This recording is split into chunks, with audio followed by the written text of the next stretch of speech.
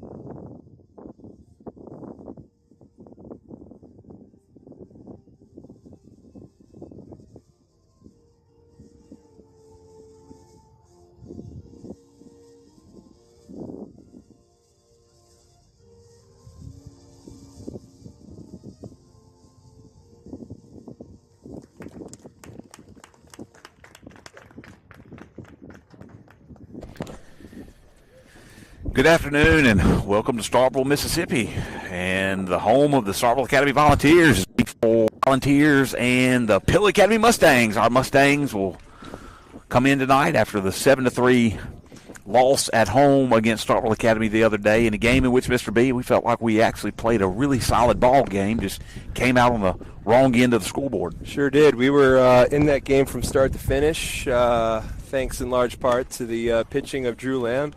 Put a lot of runners on base in that game, but stranded a lot of runners too, especially in scoring position, and that unfortunately was the difference. But we were right there. Yeah, and, you talk about the pitching of Drew Lamb in that contest. We also had some really good defensive plays behind him as some of the younger guys got into action. And Elliott Flowers really had him a night the other night at second base, making some phenomenal plays at second base. And different things that took place throughout the course of the game allowed Starkville Academy to take the lead in the fourth inning, and then at that point they didn't give it back up. But the Mustangs did have a good outing, and we are excited about the game today and the doubleheader, and we'll see how we come out here this evening. The starting lineup for Pillow Academy, we'll go ahead with that as we bat in the top of the first inning. Nelson Hodges is going to lead off, play center field. First base. Dane Sanford will be your shortstop. He'll bat fourth. Brock Jacobson is going to get the start on the mound, batting fifth, right field.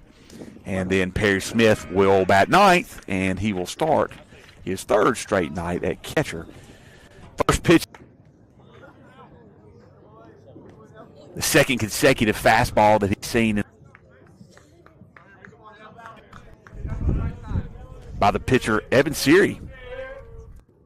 Fastball side one. So 1-2 is your count. Can't really see the scoreboard, Mr. B. You're going to have to be sharp on that count for us tonight. I'm on it. I have 1 and 2 here to lead off hitter Nelson Hodges. Breaking ball that misses outside, down and away for ball two. So now 2-2 count to Hodges. Love to see him get on base here to start the game off, being working count here against Siri. Heard a lot of good things.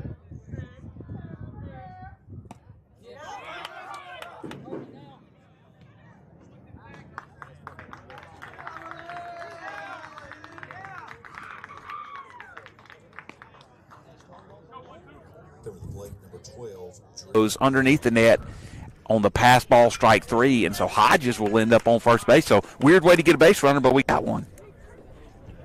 Yeah.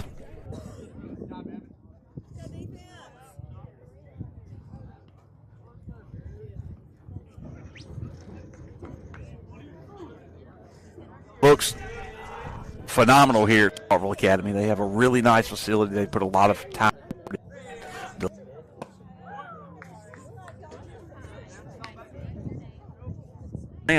See if Hodges tests Siri and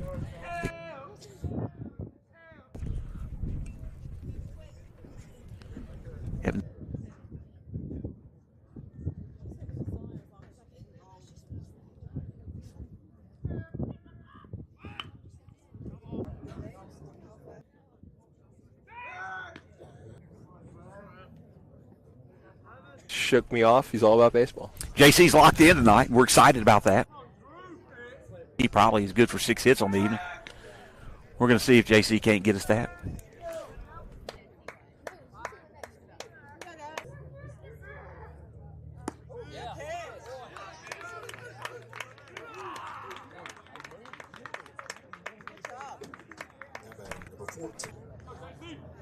In the zone, and it broke down.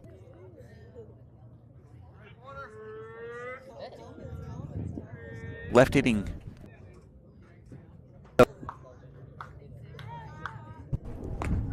Another ball on the outside corner, misses for ball two. So Siri, it did have a good little drop in it. Took something off of that pitch though.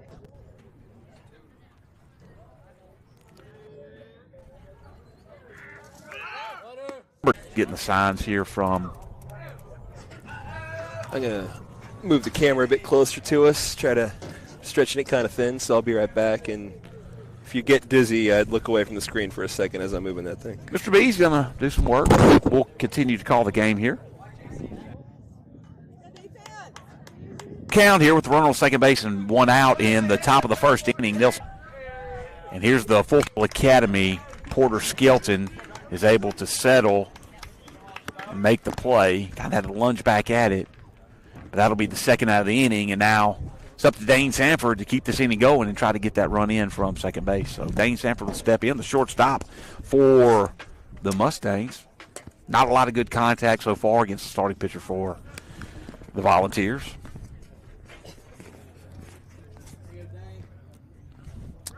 Short park here at Starkville Academy, not as deep and any part of the field. Ground ball towards the shortstop. He's going to glove it, picks it up, and throws it over to first base in time for the out. And the Mustangs come away with no runs. No runs, no hits, no errors.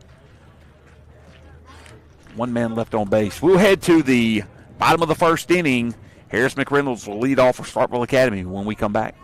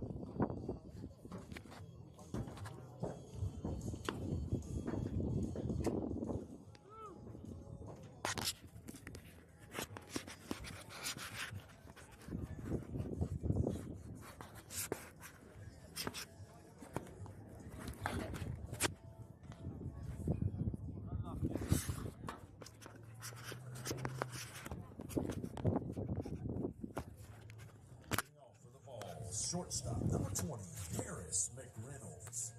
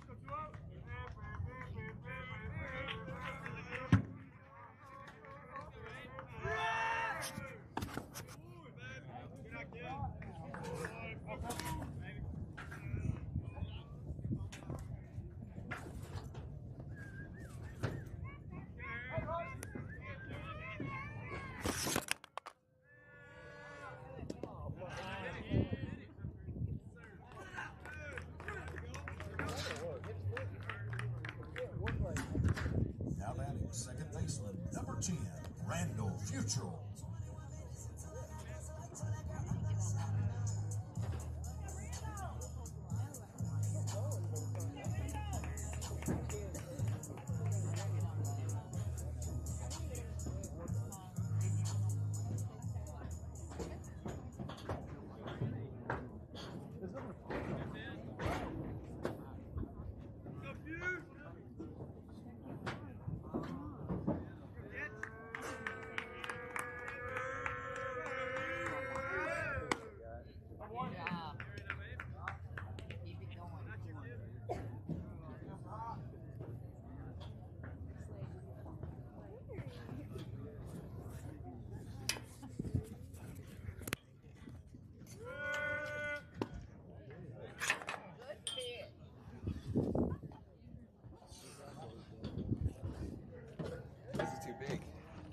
Huh? That's Not gonna too work.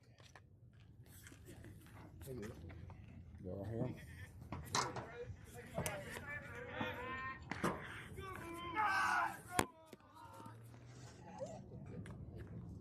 Might not need that one.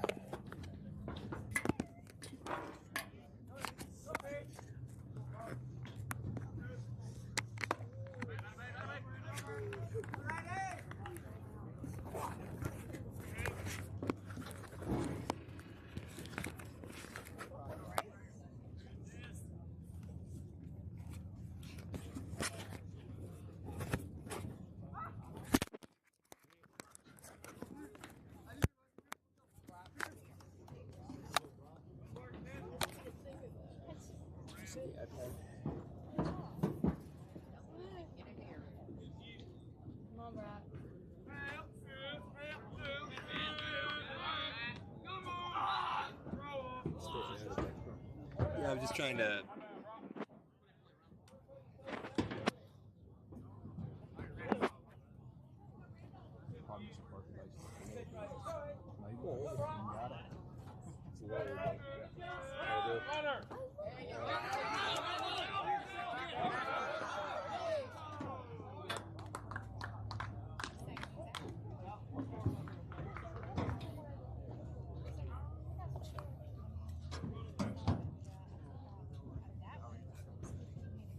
Now batting designated hitter number 3, Aiden Alsobrooks.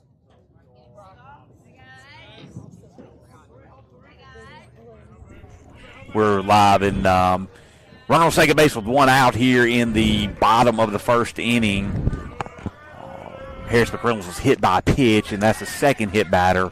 That's going to be Aiden Alsobrooks that gets hit by the pitch, the DH. Alsobrooks on the afternoon was 1 for 4. Harris McReynolds was 3 for 4 in the last game. Randall Futrell was the second batter with McReynolds on first, and he struck out on a 2-2 pitch that was down in the dirt.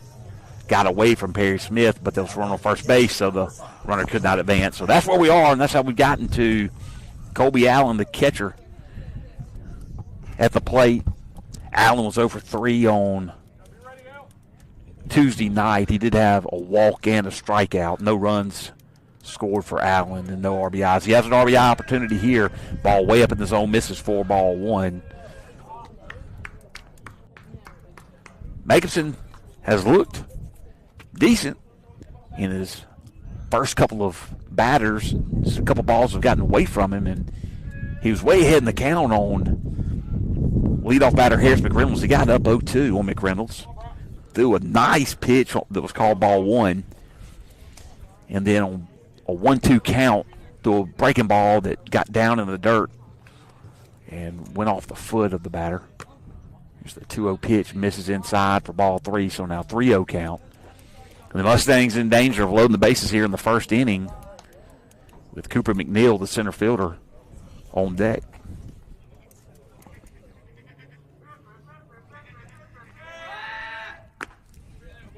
Pitch right down the middle. Allen does not have the green light. As we talked about earlier, Mr. B, this is a short field, and the wind's blowing out today. Could be a big day for home runs. We have called that Chamberlain McLean is due this season. We have. Today could be the day. 3-1 pitch, misses up in the zone for ball 4, and now the bases are loaded, and Cooper Mcneil will step up to the plate. Cooper Mcneil was 1 for 4 with a strikeout, no RBIs, no runs, 1 run scored in his appearance, the left-handed batter, on Tuesday night. Balk is called. A balk is called?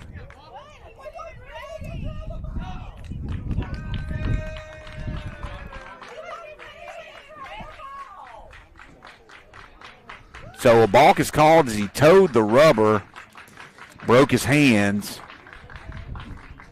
as the batter was stepping into the box. So interesting call there. And now that will put the score at 1-0 for the Volunteers, and runners on second and third with 1 out. Hump appears to have the rule book memorized line by line, section by section. Did he call a section number out?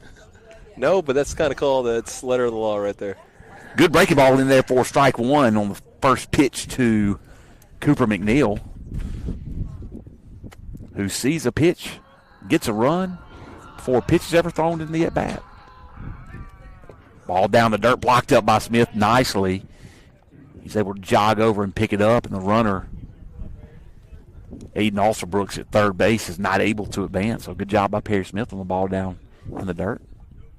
Perry Smith kind of pressed into duty out of necessity against Heritage last week and found himself a nice home behind the plate there. Nice to see the sophomore getting some playing time.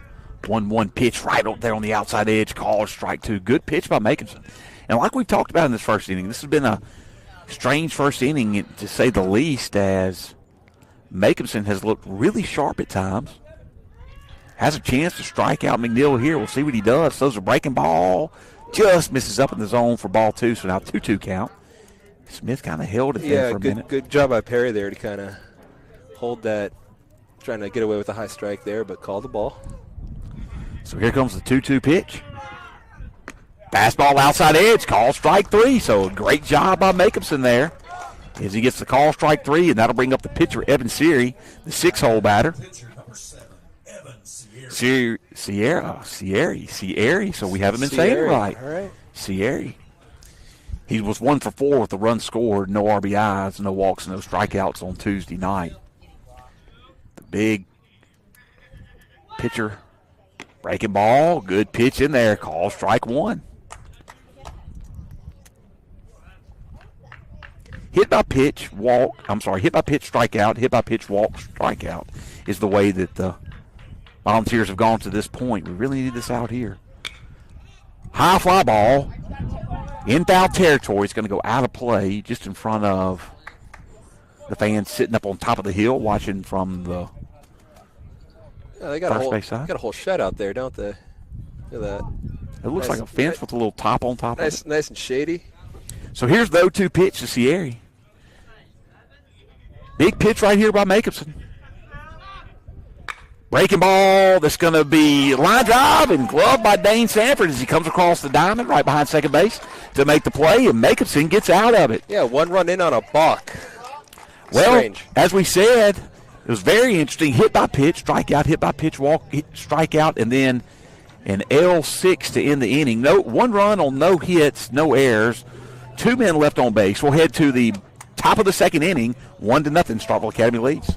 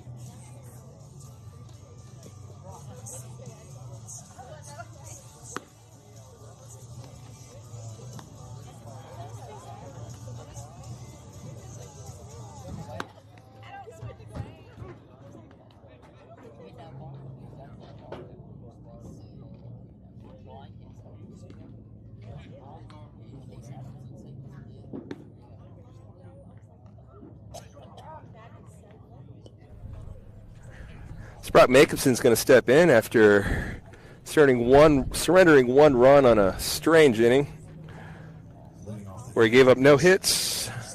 A few hit by pitches and a balk brought in the run. So Mustangs trail 1-0 here, top of the second.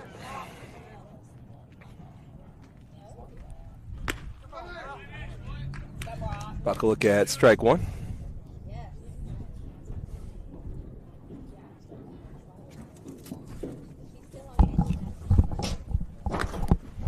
Swing through, strike 2.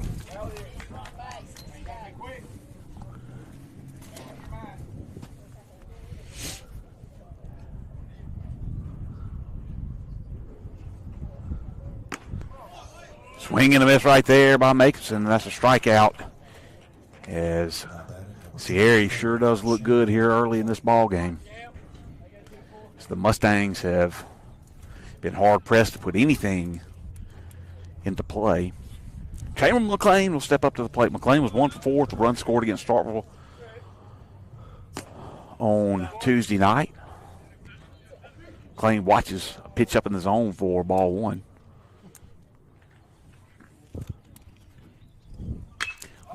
Hard hit ball into center field. Center fielder's going to range back on it, and he kind of gloves it over his shoulder. McLean gave it a ride, and I tell you, if he could have gotten a good gust of wind right there, he might have gotten it to the wall. But not a bad job of McLean of turning on that baseball and making good contact. Sure did. Kind of a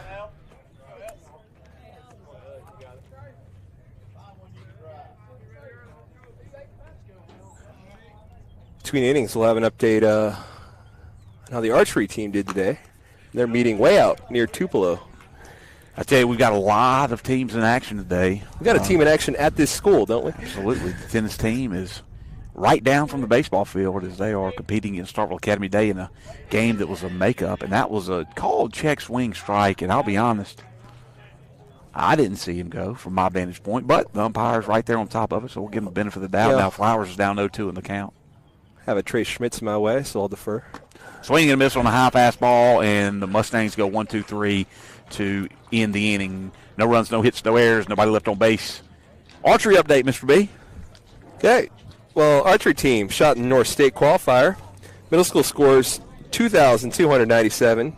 High school scores 2,818. Graham Howard with a career high of 272. Now that's out of 300, so that's pretty good. We are currently sitting second for middle school and third for high school, so way to go, Mustangs, representing us well, far away at the community college near Tupelo, whose name I am blanking on. Way to go, archery. We'll try to get a tennis update if we can, because, as we mentioned, they are hitting them rubber balls around somewhere right down to our right. I see him over there. Coach Hodges says that it's a very close match at this point, and she's going to give us an update when it's over. But she does know that we have had some winners today, and we'll announce those as Perry Smith throws down. So no reason to go to break, Mr. B, as it looks like the Mustangs are ready, which means the Volunteers will be ready as they have Will McReynolds, Porter Skelton, and Drew Williams coming up to the plate. This will be Porter Skelton's first at bat of the series, as he didn't play on Tuesday night. But Will McReynolds comes up. He was 1 for 3 with a walk, a run scored in the game on Tuesday night. A lot of left-handed batters for the Volunteers. Break a ball in there for strike 1. Good pitch right there by Makeson. Once again, we've seen some strange innings this year, and we've seen a lot of strange things. Last Thursday night against Heritage was one of the weirder games that we've been a part of, as far as box scores and things that happen were concerned. Last inning was one of those as McReynolds fouls a ball off down the first baseline. Yeah, loading the bases and starting a run all without a hit and a walk. And never had the bases, well, they did have the bases loaded for about 30 seconds before the ball call. Called strike 3 on the breaking ball right there at the belt. And Will McReynolds goes down looking. Porter Skelton, number 6, the third baseman for the Volunteers, will step up to the plate. The Volunteers wearing their royal blue jerseys with their orange numbers and lettering, balls across the front. Not going to mistake them for any other team, that's for sure. Good-looking uniform that they're wearing tonight. Here's the first pitch. Ball down and away. I tell you, we talked about the orange uniforms a lot the other night. Yep. A lot of people wouldn't like them, but you know those kids love them. And as a Virginia Tech Hokie, I think the bright orange is just fine. Break a ball on the outside edge, misses for ball 2, so now 2-0 to Porter Skelton. I forget that you're a Hokie. I do too sometimes. It's been a while. High fly ball in foul territory. J.C. Draw going to give chase, but it is going to go out of play as Trey Schmitz goes to the fence. We are in Mississippi, and I am more recently a Rebel. Not everybody on the broadcast would appreciate that, but you know I will, and I do. A lot of state stuff around here. We're in Starkville. Here's the 2-1 pitch. Swing and a miss on the fastball for strike 2, so now 2-2 count on Skelton. You know, the top of the order really gave the Mustangs trouble last Tuesday night, so we'll see what if Makinson pitch a clean inning. Break a ball misses way up in the zone for ball 2, so now 2-2 count. 3-2 count. 3-2 count, I apologize. Makinson in danger of losing Skelton. Here's the full count pitch. Breaking ball, barely made contact with it with Skelton. He kind of nubbed it out of play. Yeah, good job by Brock there, and a really good job by Skelton there just to get a piece, stay alive. That was a tough pitch. Something that is interesting about this game tonight that I don't know if you've noticed, Mr. B, but we have a 3-man umpiring crew, which we don't see much until playoff time. We do. How about that? Fastball misses up, 4-4, so a good at bat by Skelton as he's able to fight off a strike 3 pitch by Makinson, and what could have been a put out right there, and find his way on base. Second walk of the afternoon by Makinson, and that'll bring up Drew Williams. Drew Williams is the first baseman, and he was 0 for 3 with 1 strikeout on Tuesday night. He pitched. He was the starting pitcher and did a good job against the Mustangs, but the Mustangs were able to find ways to get on base against him and score some runs. Left some runners on base, and that was the story of the game on Tuesday. So we lost 7-3, left 8 runners on base. 7 of those were left in scoring position.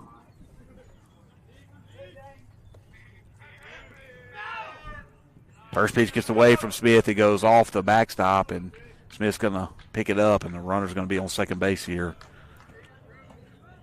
with 1 out and a 1-0 count on Drew Williams.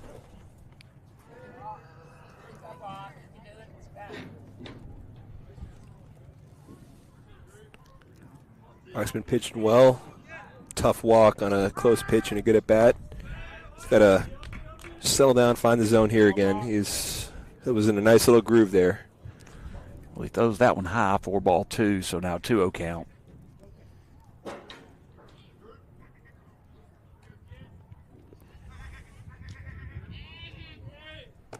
Ball misses down in the zone, so now 3-0 count. And Makinson's going to really need to try to find the zone here, or the Volunteers could put together a big inning as they have the top of the order coming up to the plate. Good job by Makinson coming back right there and getting a strike in the count. Mr. B, it feels good right now out here. Not too cold. Gorgeous day. Pretty day here in Starkville, Mississippi. Wind's blowing directly out to right field. Left-handed hitters could have a big day. Ball misses outside for ball 4, and that's the 3rd walk of the game. And the 5th free runner for the Volunteers through the order 1 time. Now Harris McReynolds is up to the plate. McReynolds was 3 for 4 with 3 runs scored and 2 RBIs on Tuesday night. He's a leadoff batter for the Volunteers. He plays shortstop, and he is a dynamic hitter. If he led off one of those games to the home run. He led off Tuesday night with a home run. Ball that was 1-2 pitch to McReynolds, kind of ran inside on him, and he sailed it over the center field wall at Lewis Coleman Field. Fastball misses down and in for ball 2, so now 2-0, and Makinson struggling to find the zone here. All of a sudden.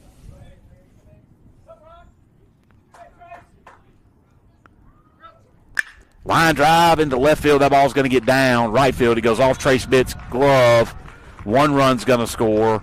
2 runs are going to score. The throw's going to go into second base. And McReynolds has a single with an error by Smits to score 2. And the Volunteers will take a 3-0 lead. Well, we were wanting to find the zone. Found a bit too much of it there. Get a good piece of hitting and knock it into right field there. Good speed on the bags. I'm not sure if both those runs don't score regardless of how that's played. And when it got away from Smits out in right field, it was a hard hit ball, and Smits came up on it, got to bounce right up around the knees, and it skipped off his glove and rolled to the wall. Randall Futrell will step up to the plate. Futrell is 0 for 1 with a strikeout tonight. Ball gets away from Smith, and the runner's going to advance to third.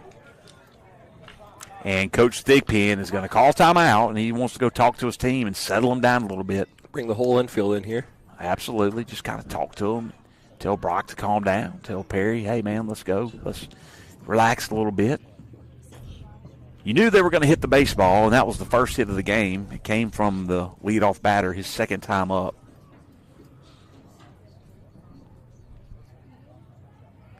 Now the score is 3-0. All the baseball fields in our association, I think Starkville Academy right now might have one of the nicest. They've done a tremendous job with this facility, with the turf infield, the dugouts, the concrete around the dugouts, the press box area, the bleachers. It's just a really nice place to watch a baseball game. I agree.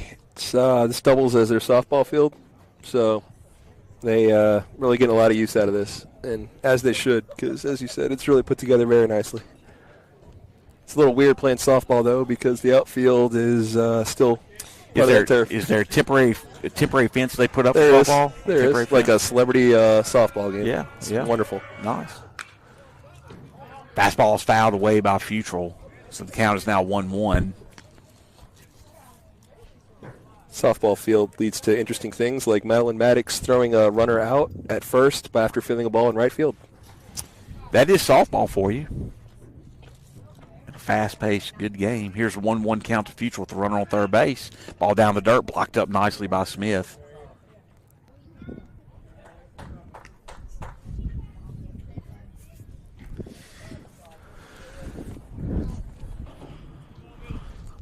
But a nice day to watch a game at the ballpark. Mm-hmm. Glad to be here this afternoon on a Thursday afternoon. Here's the 2-1 pitch. Ball outside misses for ball 3, so 3-1. Speaking of Madeline Maddox, just committed to Holmes Community College today. Congratulations to Madeline Maddox. I'm assuming that's a basketball commitment? Or soccer. Or soccer. That's soccer, the soccer team.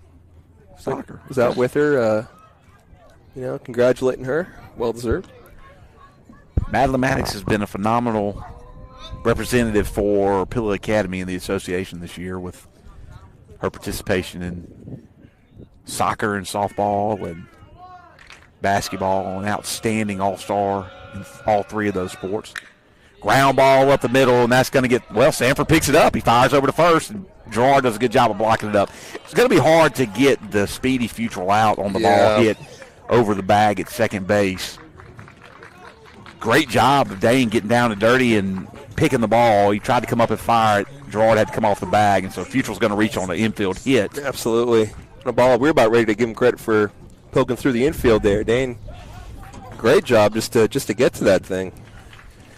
Another one scores. It's 4-0. Aiden Officer-Brooks comes up. He was hit by a pitch his first at bat, and Futrell stands on first. Wouldn't be surprised if Futrell runs early in this count. Look at that wind blowing out to left field. It's gusting. You were a left-handed hitter on your high school baseball team, and you've talked about your success you had at the plate. Especially from the left side. What would you do if you saw that wind blowing out like that, Mr. B? Already up 4-0. I would maybe take some of the situational things my coaches want me to do, and I'm swinging away. But in Maryland, you played in some bigger parks than what we're playing in right now, from what I understand. Got to play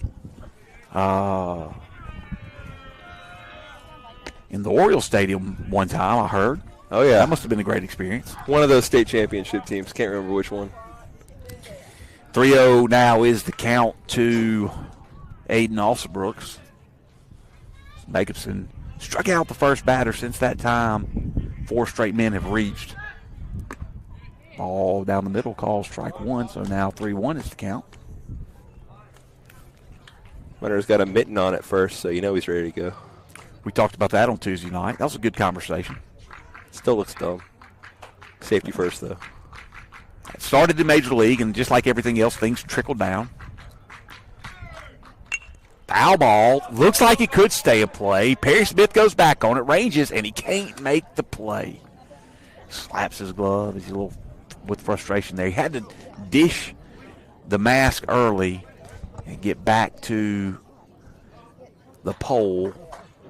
Looked like it was going to trail out, but that backspin on that foul ball behind home plate brought it back into play. Yep, and that wind pushing out in that direction, too. Played a few tricks. It's a tough play by Perry, but brings us to a full count. So here's the full count pitch. Future will probably be moving. And he's not.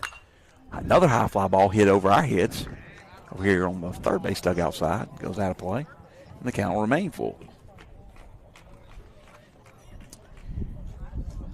As a former high school catcher, I can tell you that was one of the hardest things to do. And what's one of the hardest things to do in baseball is to catch that high fly ball moving back towards the plate behind home plate. That is something I actually can speak to. Yeah, that is. Futural moves this time. Swing and a miss right there. And also Brooks strikes out. Oh, never mind. He called it a foul ball. I apologize. I thought it was a strikeout, Mr. B. As did I.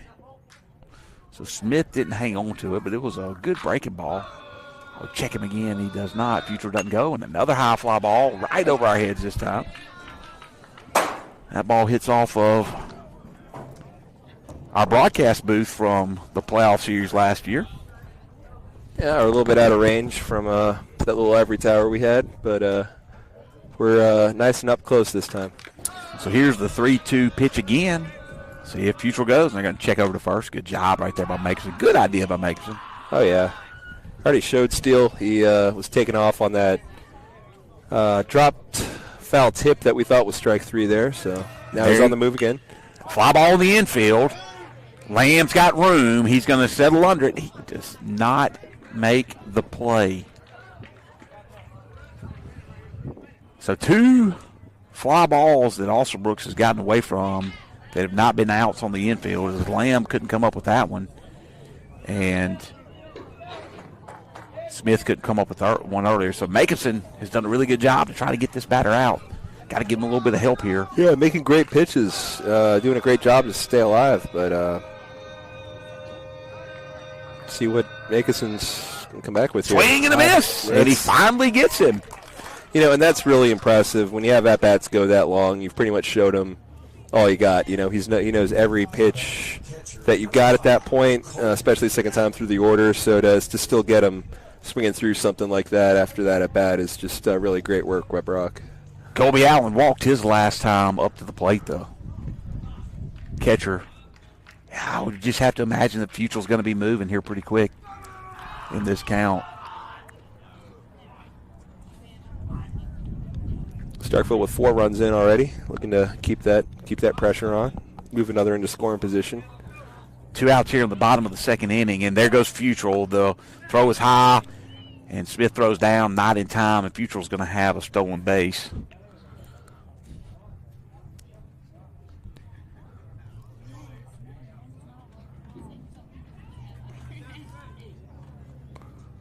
So ball 1 now to Colby Allen. Allen has the opportunity to drive in a run here.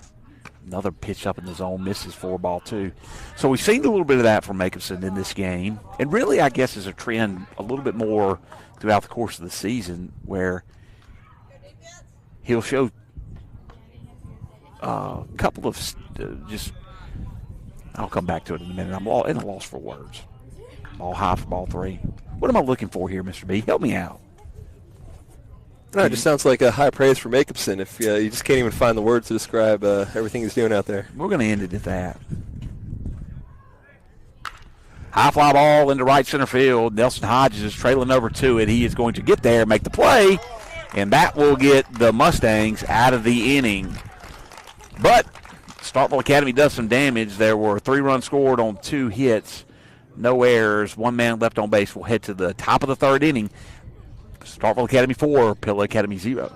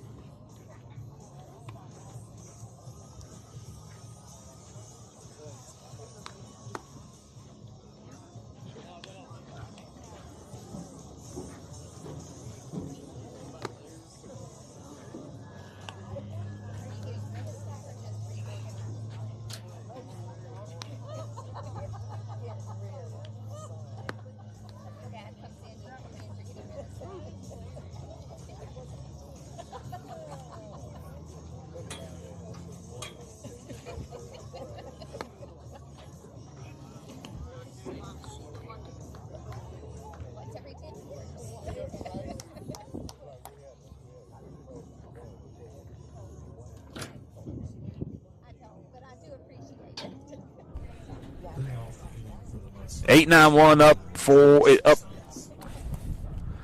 ready. I'm telling you, Mr. B, I'm not exactly sure what's going on. The 8, 9, and 1 hitters are due up this inning. That's what I'm talking about, Mr. B. You got me right there. Trey Smith sees a high fastball and fouls off in his first pitch of the at-bat. His first at-bat of the game, Smith was 1 for 3 with an RBI on Tuesday night. Here's the 0-1 pitch. It's way up in the zone for that. He knocked in Brock Nicholson from third. A sharp single. Mustangs battling. Perry Smith, the sophomore, stands on deck. Good breaking ball, falls in there for strike 2. Good pitch right there by Evan Sierra. We said his name wrong for the better part of 8 innings, but we're going to get it right now as we're in the top of the third. Fastball outside edge, call, strike 3. Good pitch by Sierra. And Trey Smith is going to go down looking, and that'll bring up Perry Smith. He's got a lot of good movement, some of that off speed. We're kind of looking, got a nice profile view here, so that vertical movement we can see very well, and that ball's got some life to it. Fastball, about chest high, called strike 1. As Sierra really looks to be settling in here. Another pitch on the outside edge, call strike 2, Smith. First time seeing a pitcher like this in his career, I'd imagine. And he's going to go right at him, throw a fastball up in the zone, misses for ball 1. So now 1-2 pitch coming for Smith.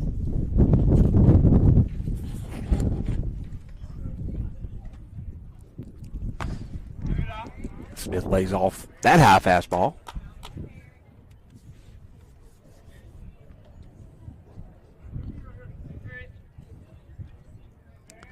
So here's the 2-2 pitch. That's another high fastball that misses by Sierra for ball 3. So now 3-2 pitch. Anytime you see the people sitting in the outfield pull out the K signs, yeah, they're coming anticipating a good pitching performance by their home pitcher. That's what we have in right field here at Starkville Academy tonight. Full count pitch is a fastball outside edge. And Perry Smith goes down watching as he doesn't pull the trigger on it.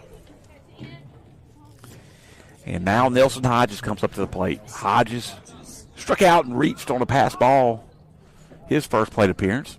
Hodges was 2 for 4 on Tuesday night. He had 2 RBIs in the ball game. He had the base hit down the left field line. Scored the first 2 runs of the game for the Mustangs on Tuesday. Ground ball towards the pitcher. Sierra's going to glove it. He's going to look to first base.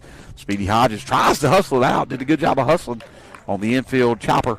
But Sierra throws him out, and the Mustangs go quickly in the top of the third. So, no runs, no hits, no errors, nobody left on base. We'll head to the bottom of the third inning. 5-6-7 up for the Volunteers when we return.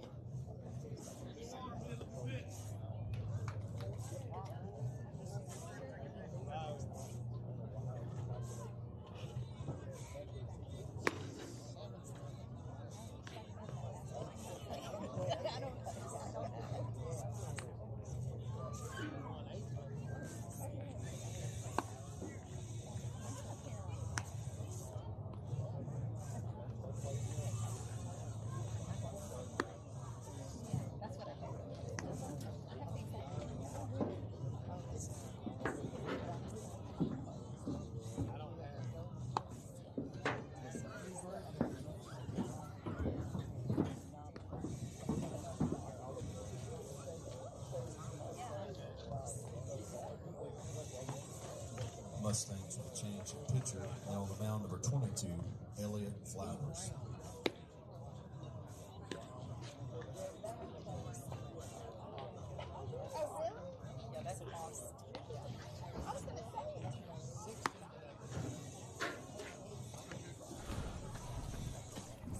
So the Mustangs have made a change on the mound as Brock Nicholson will go to second base, and Elliott Flowers, the freshman, will toe the rubber and be the pitcher for the Mustangs in this inning. Coach. Coach Crowder's got jokes tonight, Mr. B. Oh, yeah? He's got jokes. He's got jokes every night. He's a funny guy. Leading off the inning for the Volunteers, number 16, center fielder Cooper Mcneil. So Cooper McNeil's going to lead off for the Volunteers in this inning. McNeil struck out his first plate appearance on a fastball on the outside edge. Got caught looking. And a foul ball to the visitor press box. The most capable lineup that Flowers has faced in his young career. Good opportunity for him to show what he's got, but really good opportunity to learn here for Flowers. Here's the 0-1 pitch to McNeil. Breaking ball inside, hits him. That's the third hit batter by the Mustang pitchers today, and I can tell you that it is not on purpose. Coming to the plate, pitcher number 7, Evan Sierra. So Sierra's going to come up to the plate.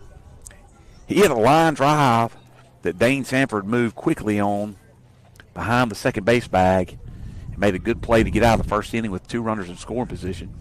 So he's 0 for 1 on the afternoon. First pitch is a fastball. Another line drive towards Sanford, who is going to flip it over to Jacobson and throw over to first, and the throw is not in time. Dane made a circus play. Now batting left fielder number 15, Will Reynolds.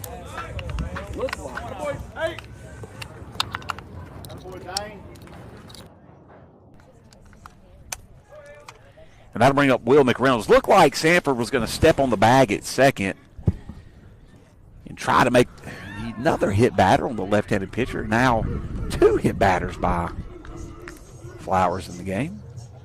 It's that left-handed batter that's giving him problems right now. Number 6, Porter Skelton.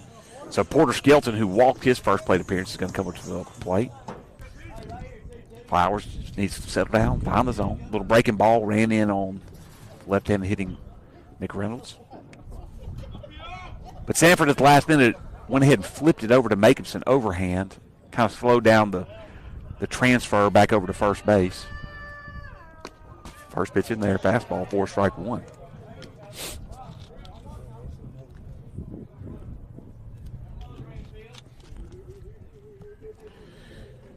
So with 2 runners on and 1 out, Flowers will step off the rubber.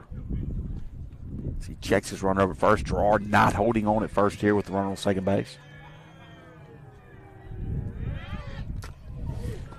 And another hit batter, third of the inning from Flowers.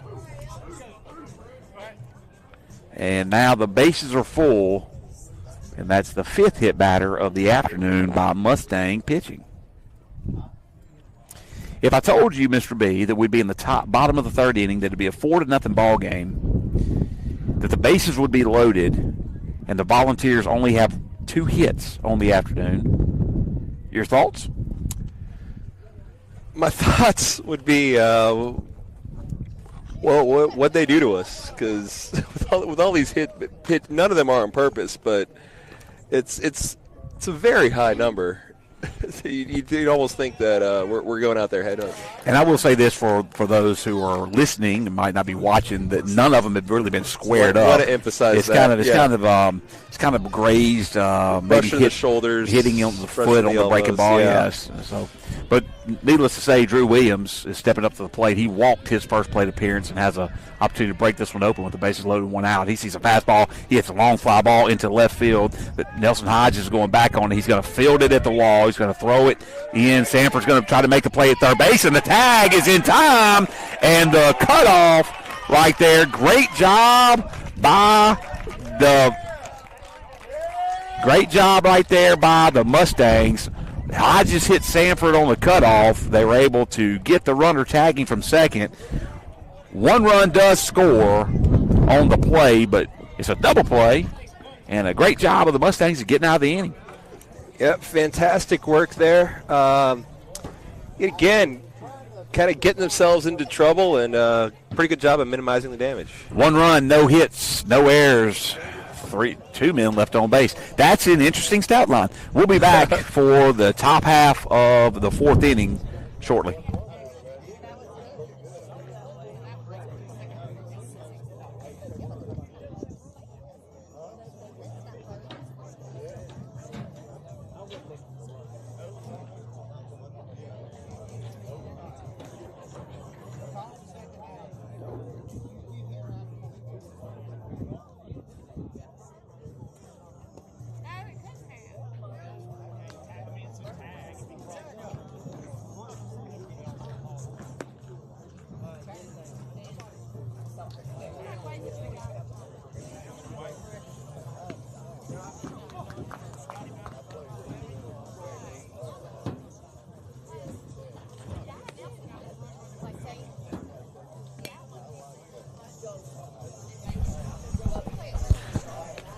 All right, so we're back in the top of the fourth inning. 2-3-4 due up. Drew Lamb, J.C. Gerard, and Dane Sanford trying to get something going here for the Mustangs offensively as they trail in this game right now 5-0. JC has yet again refused my offer for a quick little interview while I was in the on-deck circle. I tell you he's locked in. JC is one of the more professional amateur baseball players I've ever seen.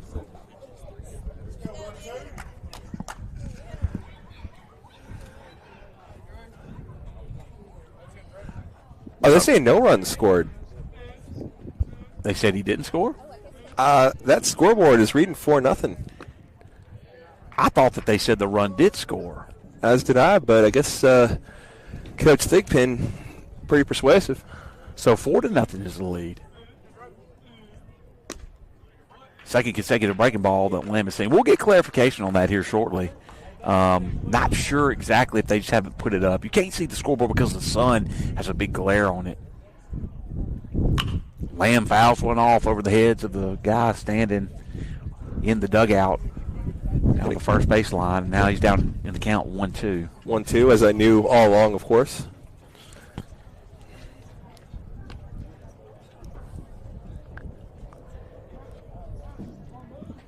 So, did the run score or did the run not score? That's going to be the question.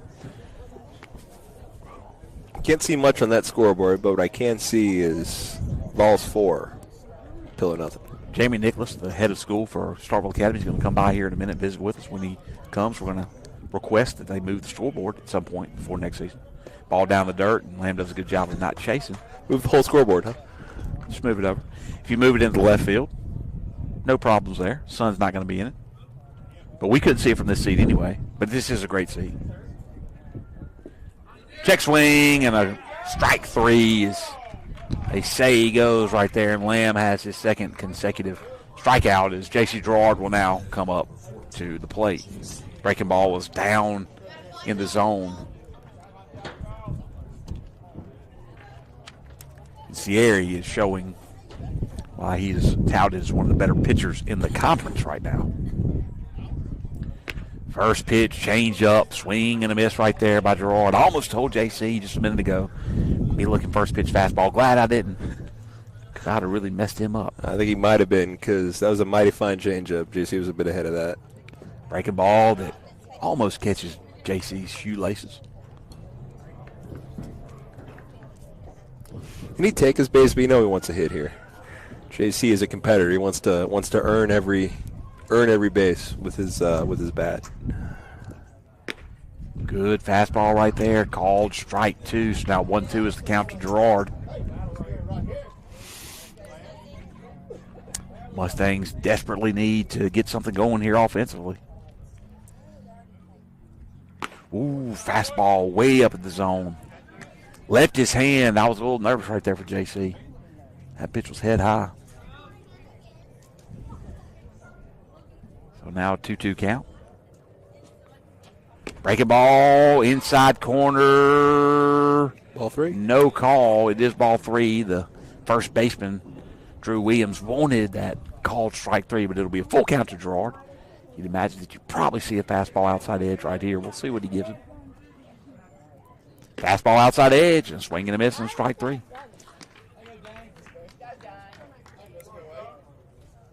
So another strikeout right there.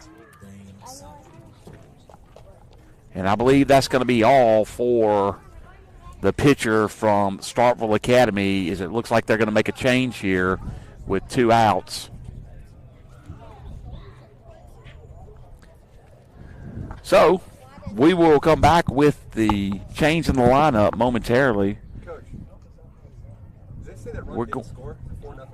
What? Does it say that run didn't score? It didn't count. It didn't count, so it's 4-0. So the run did not count. We thought that it did, but it did not count, so it's going to be 4-0. And we're going to have some lineup changes here for the Volunteers. We will try to get those to you here momentarily. We're going to take a break and watch the new pitcher warm up. When we come back, 2 outs of the inning. Nobody on base. On the mound now, number 34, Wyatt Johnson.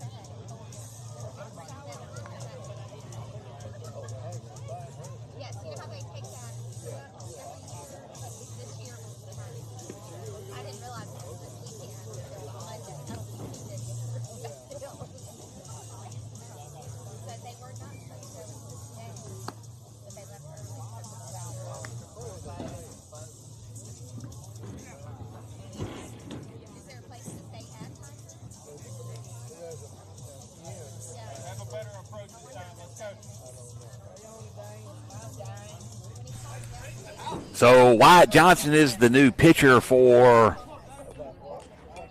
the Volunteers, and it looks like he has replaced Porter Skelton in the lineup as Evan Sierra has gone over to third base. The pitcher who was very effective for the Mustangs. Changed up on the first pitch, swing and a miss, has caught Dane Sanford off balance. No hits given up by Sierra in 3 2/3 innings. Another fastball, swing and a miss, or a fastball, swing and a miss by Sanford. Now he's down in the count 0-2.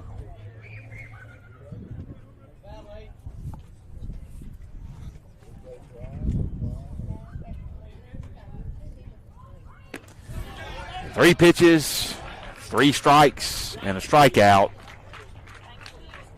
And that will do it for the Mustangs in the 4th inning. So we're going to head to the bottom of the 4th inning. No runs, no hits, no errors, nobody left on base. Starkville Academy leads 4-0.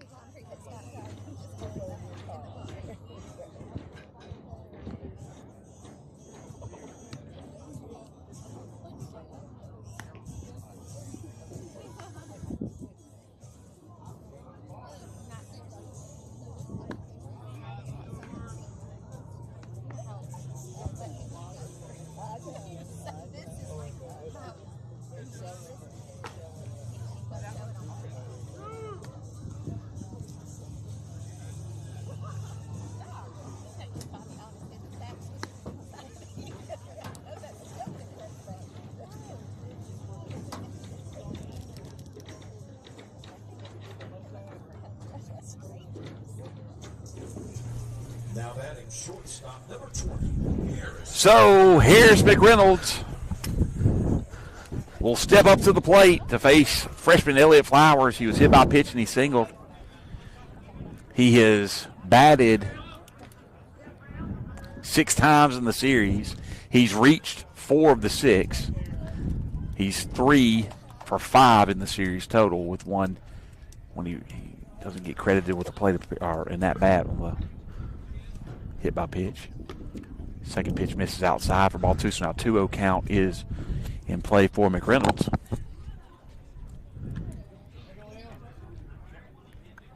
Four runs on 3 hits for the Volunteers. No runs on no hits through 4 for the Mustangs. Very impressive performance by Evan Sierra. We're happy to see him out of there. Of course, Wyatt Johnson didn't look too shabby against Dane. Only batter he's seen so far. They just keep coming, these Volunteers. Here's the full count pitch. I'm sorry, the 3-0 pitch. Misses out of the zone for ball 4, so 4 straight balls by Elliott Flowers, and now Randall Futrell will come to the plate.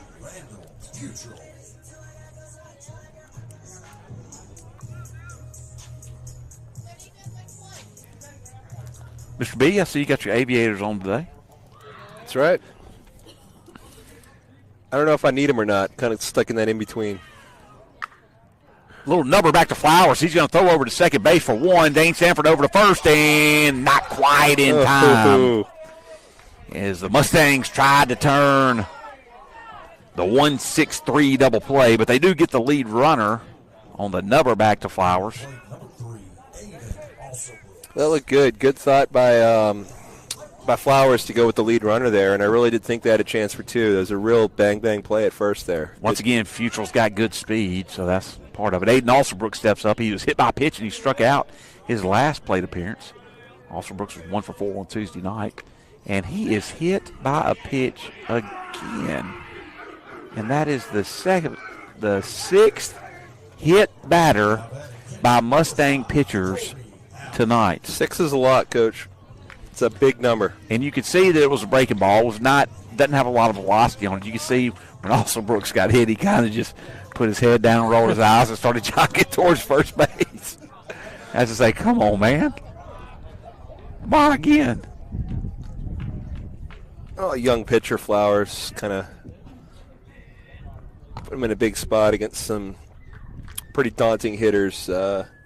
Expect a few jitters like this. Colby Allen's up at the plate. He's walked and flew out to center field, so he's 0 for 1 on the afternoon. Come away better for it, though.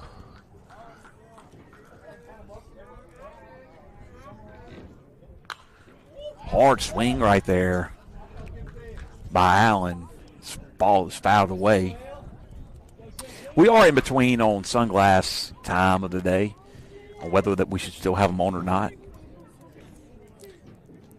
Scoreboard's a bit more visible. I have no idea what's going on the iPad screen, though. Absolutely, a whole lot more visible. I had to turn my computer screen a little bit. Ball misses just inside for ball 2, so now 2-1 count to Colby Allen. Flyers been doing a good job of kind of working all over the plate with his fastball. It's the off speed that keeps hitting people. You know, the umpire that we said knew the rule book right there, going to talk real softly so he doesn't hear us, but Flowers didn't really pause right there when he came set, so we'll see if that comes back to hurt him at any point. He does give a pause here on the 3-1 pitch, and it's a fastball that hits the batter. All right. 7. Forget what I was just saying. Now batting center fielder number 16, Cooper Mcneil. Well, bases are loaded. Once again, Do we have any repeat hittees, or are we almost going to get through the whole lineup?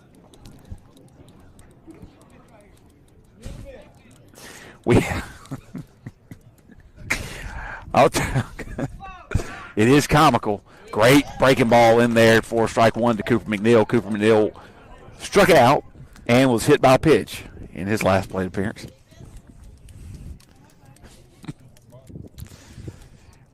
There are 3 batters in the order that have not been hit by a pitch tonight.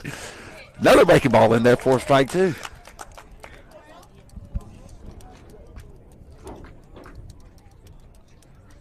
Still time? Still time. Got to get down a couple more before we find another one, though.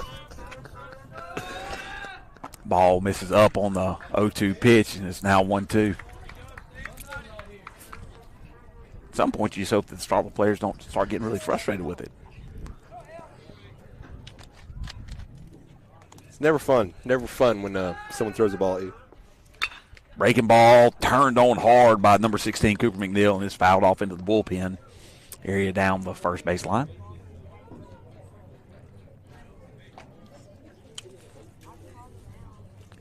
So the count will remain 1-2. So here's the 1-2 pitch. Breaking ball, line drive in the left field. That ball's going to get down, and that's trouble. Could clear the bases. 1 run's going to score. 2 runs are going to score. The ball's thrown in to second baseman Brock Makeson. They're going to hold the runner at second base and third base.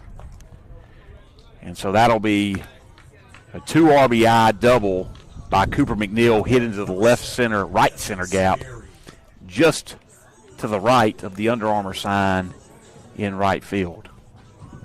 Only the 4th hit of the afternoon for the Volunteers, as we've just been joined by the one and only Suresh Chawla. Suresh is going to give us a tennis update here in just a minute when we go to break. He'll describe all the action for us. Number 7, Evan Sierra steps up to the plate. Now we are back to one, Mr. B. He's got an opportunity here to be hit by a pitch and be the 7th batter. Hit by a pitch by Mustang pitchers today.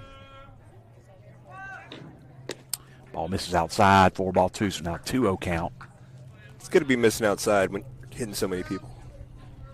Good to just start working that other side of the plate. Here's the pitch as the infield plays in. Ball gets away from Smith, but Smith's going to corral it before the runner can come in. Good job to look the runner back before retrieving the ball there. Got to give him something to think about. Flowers So has done hold him. Sorry, go ahead. No, Flowers has done a good job of getting 2 strikes on batters and working batters and coming into this spot. Good pitch right there by Flowers on the outside edge. Called strike 1.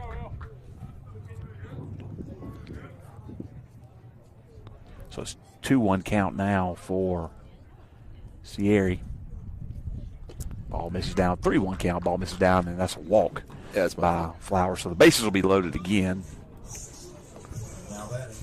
Didn't hit him, though. So here, Flowers looking to work his way out of the jam. He's only given up 1 hit in the inning. He worked a nice ground ball early that we almost turned 2 on. And that double play would have really put Flowers in a really good situation there early in the inning. But some hit batters and a walk. Good breaking ball right there. Falls in for strike 1 to Will McReynolds. McReynolds struck out and was hit by a pitch in the 3rd inning. Outfield playing really deep here. Good pitch outside edge by Flowers. Strike 2. So way ahead in the count now is Flowers.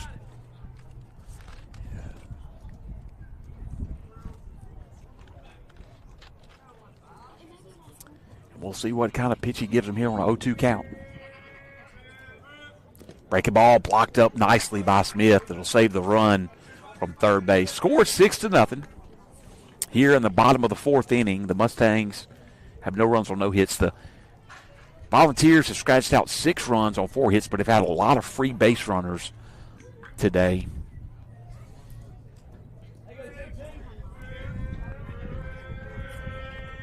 Here's the 1-2 pitch.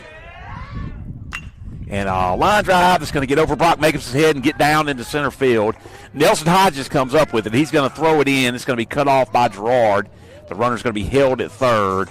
But 2 more runners score, and the Volunteers expand the lead to 8-0 on the single. And that'll bring up Porter Skelton. And Coach Thigpen is going to go out for a mound visit.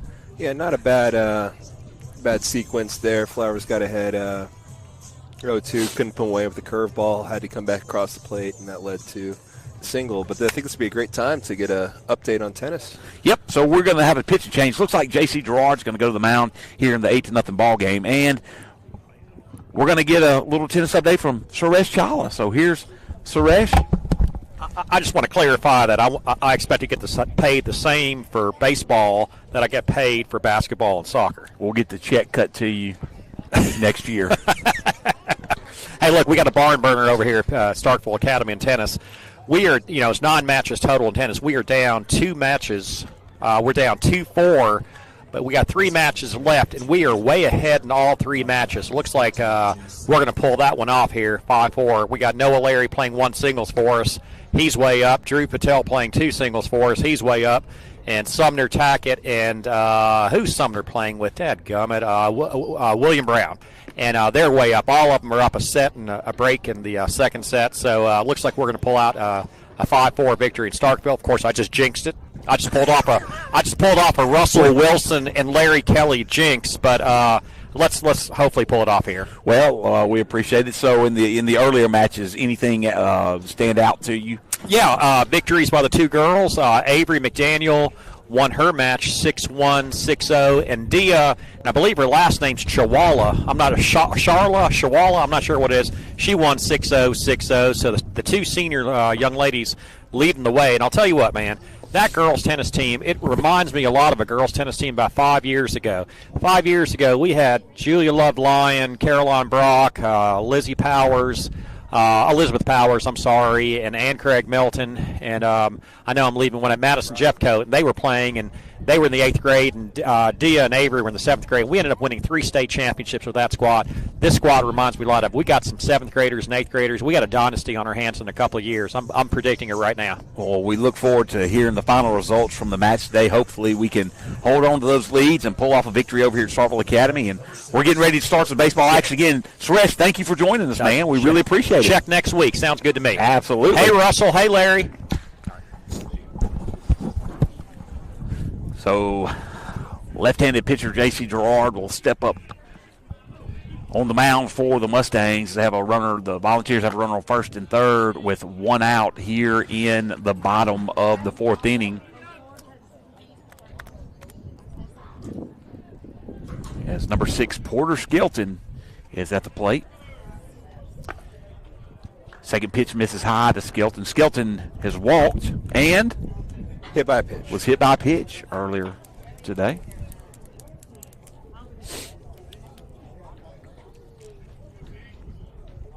Swing and a miss on a fastball right there by Gerard. Count is now 2-1. Porter Skelton. Drew Williams stands on deck. The first baseman tonight for Volunteers. Another swing and a miss on a fastball from the left-handed pitcher. And now JC has worked back 2-2 on the count. Will McReynolds is at first base, has not taken off yet, but he takes off here. Good pitch on a strike 3, cut off right there by Sanford. Actually, ball got under his glove. Fielded cleanly by Flowers, who was backing up the throw. Good job by Flowers there. Yep. Runner, no delayed steal or anything right there. Runner will hold at third. And J.C. Gerard, who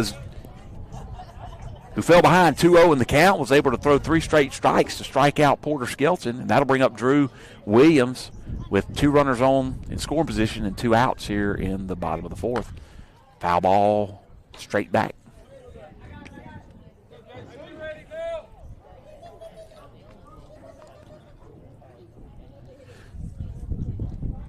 So Drew Williams down in the count 0-1.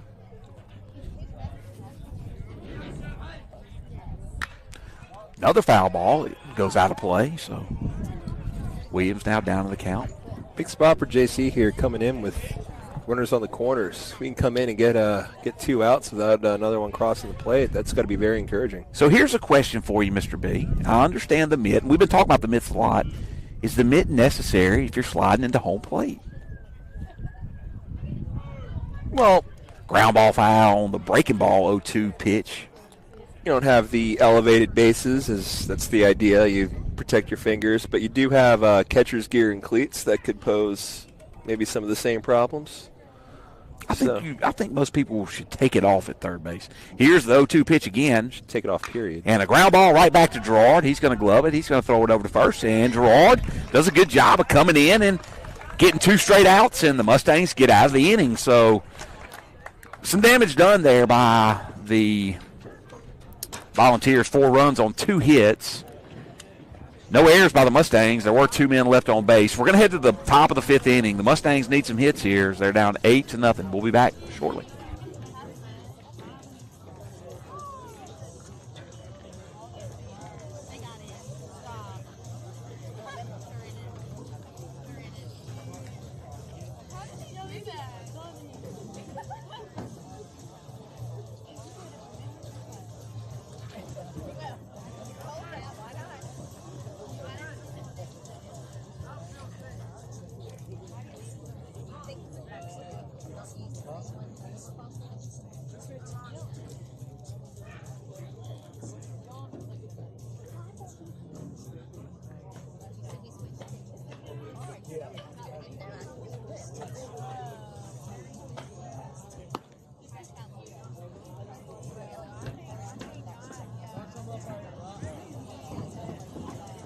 Volunteers making a change at pitcher. Now on the mound, number 15, Will McReynolds.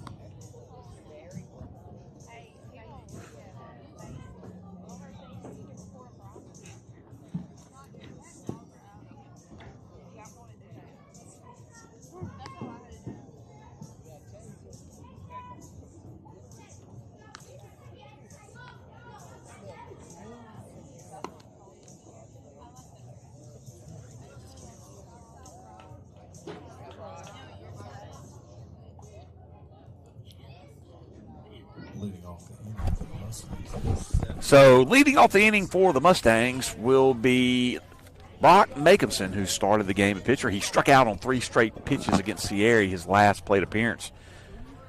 We do have a new pitcher on the mound. Will McReynolds has moved from left field to the mound, the left-handed pitcher, and Macomson grounds one towards third base. Skelton comes up with it, and Macomson's going to have an infield hit and break up the no-hitter that the Volunteers had going.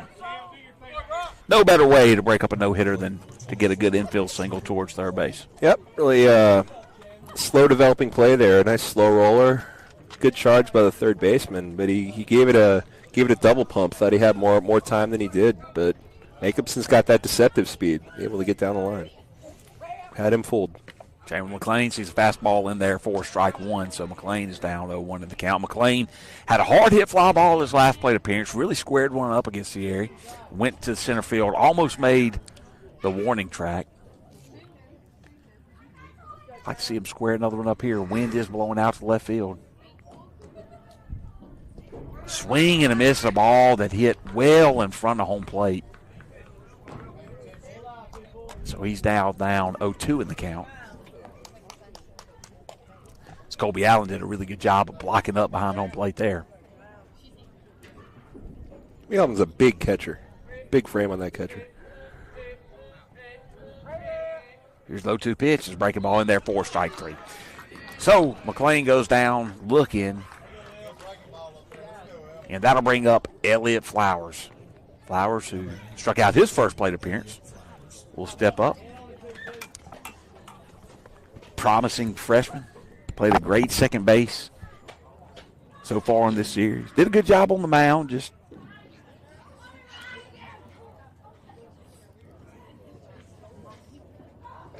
gave a few too many free passes, but nobody really squared him up. I think it's good, have a young pitcher come in and face a lineup like this. They're going to have to eventually. Just good to kind of get that first lumps out of the way early. Very promising. He'll be just fine. Baseball athlete here at Pillow Academy for the future, for sure, and he's doing some good things this year. He sees his first pitch inside for ball 1. He hits a chopper. That chopper's going to be fielded by the pitcher, who's going to run over and tag Flowers out. Did a good job of trying to retreat. He gives Megson an opportunity to get to second base, so he will move the runner, but he grounds out one unassisted. You never know. We saw that in an MLB game last year. I tell you, if Elliott would have taken off running back towards home plate, it'd been interesting to see what the pitcher would have done. As that's what happened in MLB. Trey Smith steps up to the plate. He struck out his first plate appearance. Perry Smith, afraid of some retaliation while he's hit by pitches, going to go up there with his catching shin guards on, looks like. That's my interpretation of what's going on right now, anyway. Well, could be wrong. Foul ball towards the dugout. Smith's behind on that pitch. So 1-0 count to Smith. At what point do we take our sunglasses off, Mr. B? I'm not ready yet. Let me know when it's time. Opportunity for Smith to pick up his second RBI in the series as he has a run on second base with 2 outs here in the top of the 5th inning. He sees a breaking ball in there for strike 2, so now down way in the count, 0-2.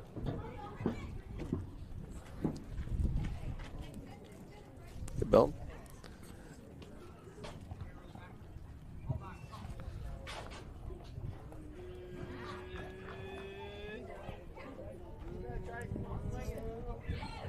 So here's the 0-2 pitch. Break a ball, swing and a miss.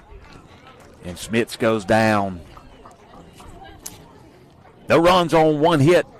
No errors, 1 man left on base. We go to the bottom of the 5th. 8-0, Starkville leads.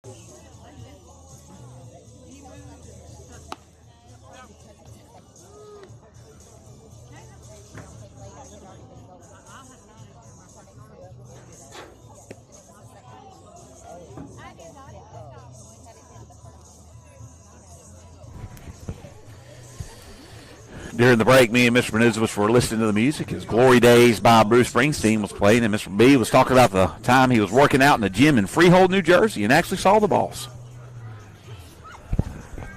Did you talk to him? I got nothing on that one. Did you talk to him?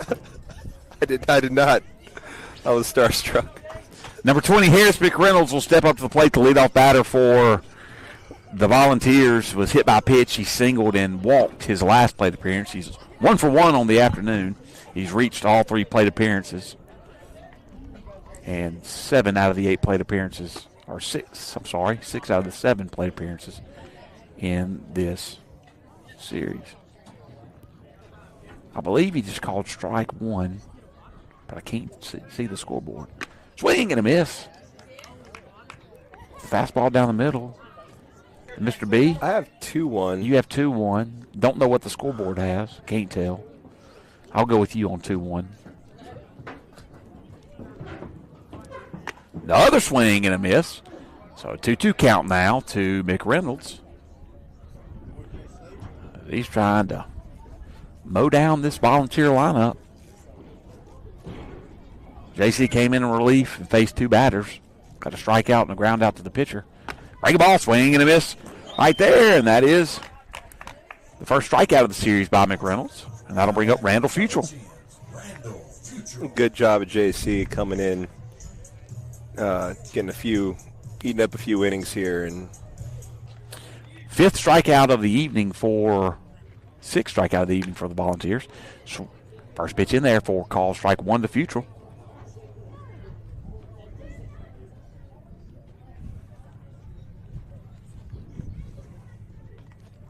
Here's the 0-2 pitch down in the dirt, misses for ball 1.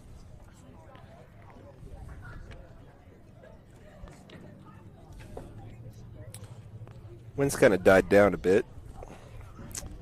You're a science guy. Tell me why the wind dies down at dusk. Yeah, I would, but with all the baseball going on, I think it would. This would be a good time to. This could be a possible time to get Miss Marietta Branch on for the first time this year. Pitch down in the dirt, misses. Now, Future way ahead in the count, 3-1. Why does the wind die down at dusk? Anybody at home that knows the answer, please text it to me or Mr. Benuzowitz. We got pretty derailed in physics the other day with a question about wind, thanks to Jacob Loss. Future draws a walk. Coming to the plate, number 3, Aiden Alsobrooks. And that will bring up Aiden Alsobrooks. Aiden was hit by a pitch. He walked and then was hit by a pitch again. In his 3 at-bats here this afternoon. Take that back. He was hit by a pitch. He struck out and was hit by a pitch again. First pitch right down the middle, call strike 1. So Gerard coming back after the walk to Futrell. Starkville Academy leads 8-0 here in the bottom of the 5th inning. Scratched out 5 hits against the Mustangs. Gerard picks over to first base. You know, JC hasn't pitched much this year, Mr. B, but it's going to be important for us in these 3-game sets.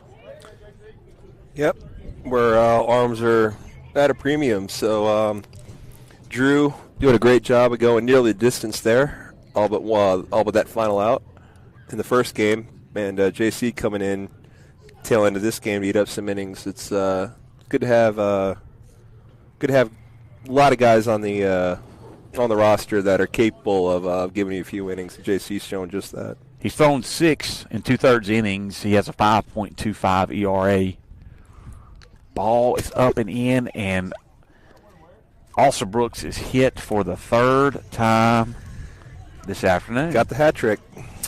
So, 2 runners are on now.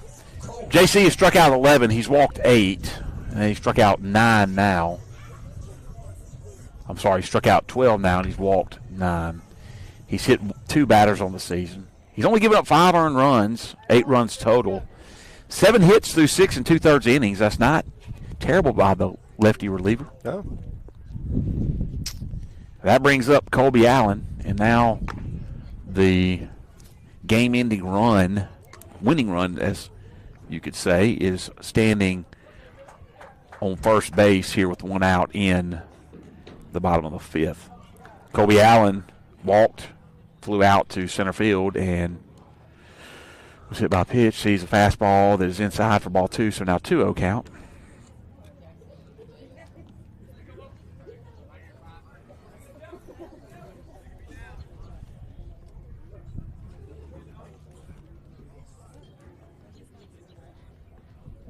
Fastball inside the edge, called strike 1, so 2-1 count now to the catcher, Colby Allen.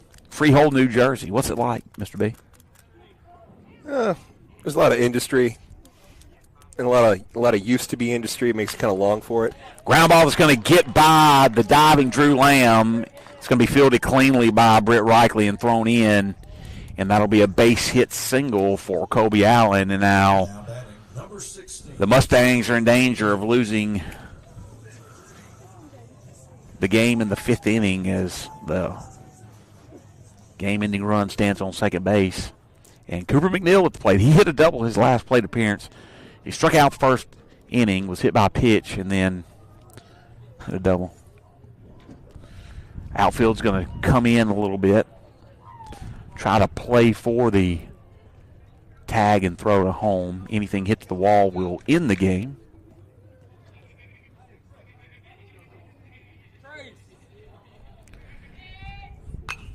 Foul ball.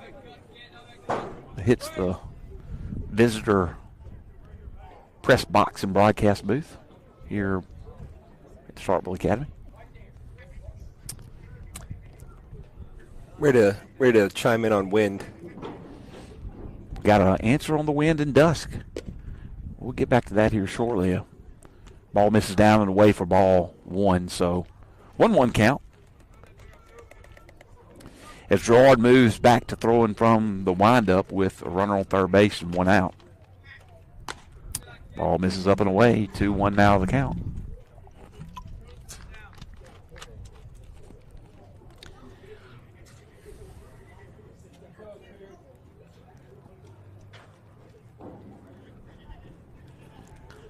So here's the 2-1 pitch.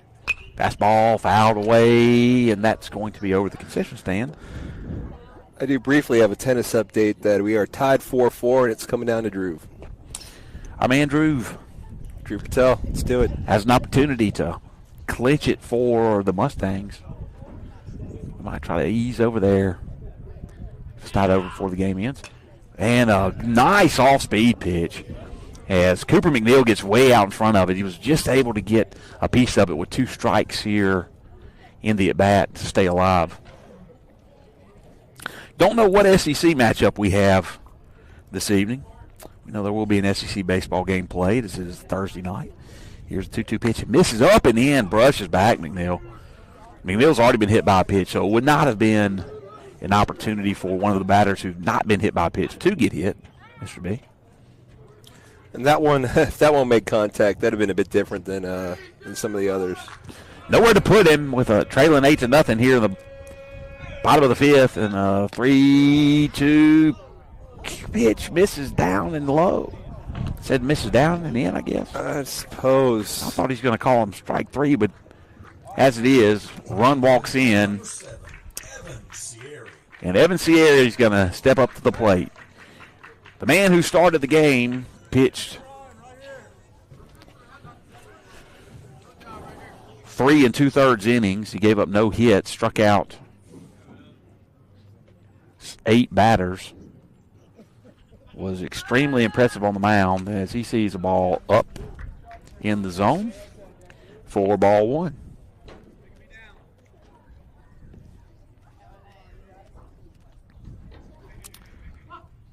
Ground ball hit up the middle, and that's going to end the ball game.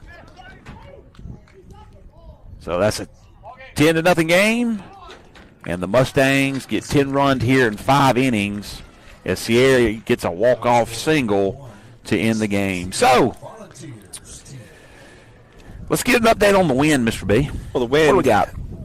As the sun sets, the ground cools a bit, so you get less of that kind of interference between the upper air temperature and the ground temperature that kind of creates that turbulence that we feel as wind levels things out. That is very interesting. Very interesting. So the ground cooling helps level it out. That's why the wind dies down at dusk. That's right. Because the interference. What'd you say about interference? Give me some more interference thought. What was? Well, you have the hot air and the cold air that creates the wind systems. New Orleans Saints, Los Angeles Rams. They're football teams. Was it pass interference in the playoffs? Probably, yeah. But you don't give it a definite. It was not a definite pass interference in your mind? It wasn't called pass interference. So if it's not called, then it's not, doesn't mean that it is. I'm not the referee. Interesting. I think some adjustments were made after the fact to clarify these kind of calls. But was it a given that the Saints would have scored if the pass interference call would have been made? No, absolutely not. Could have fumbled on the next play. A lot of could have came from there. Okay. We assume that we'll be back in action here in about 30 minutes, so we're estimating game time between 6:15 and 6:20. The Mustangs fall to the Starkville Academy Volunteers 10-0 in 5 innings as they're able to pick up 2 runs at the bottom of the 5th to end the ball game. A lot of weird stat lines this year. No more weird than the 8 hit batters that the Mustangs plunked. We're going to try to get the next 3 next game. Let's say we don't. Let's try to stay away from that and quit giving free base runners up. We'll be back here in about 20-25 minutes for starting lineups and game.